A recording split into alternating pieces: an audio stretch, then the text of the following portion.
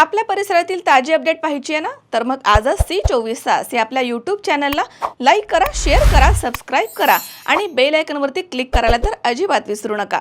सुरक्षा, अवकाश, संशोधन यामध्ये स्वतंत्र ओळख निर्माण करत आहे.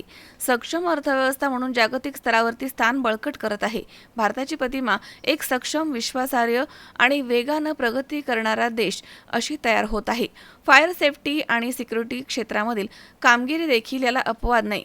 त्यामधनं राष्ट्र निर्मितीला चालना देण्याचं काम होत आहे, असं प्रतिपादन भारताचे माजी राजदूत आणि परराष्ट्र सेवेमधील निवृत्त अधिकारी दीपक वोहरा यांनी केलंय.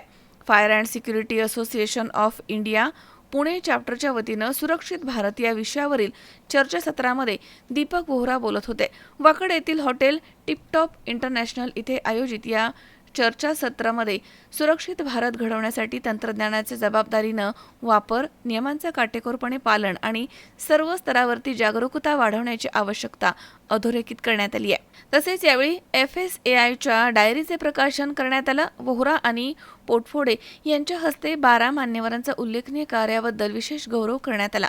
कार्यक्रम प्रसंगी पुणे महानगर प्रदेश विकास प्राधिकरणाचे मुख्य अग्निशमन अधिकारी देवेंद्र पोटफोडे तसेच एक्स बस फायर अँड सिक्युरिटीचे संचालक पिंटू आशेरे, FSAI पुणे चॅप्टरचे अध्यक्ष सुजल शहा, सचिव सागर मुनीश्वर, सिंपल जैन तसेच प्रदेश संचालक वरुण तिवारी, संयोजक केदार देशमुख, शिवम फायरवाला, विनायक जोगळेकर, अजित यादव तसेच अमोल उंबरजे, ऋतुराज कुलकर्णी, सागर कुलकर्णी यांच्यासह उद्योग, बांधकाम आणि सुरक्षा क्षेत्रामधील तज्ज्ञ मोठ्या संख्येनं उपस्थित होते.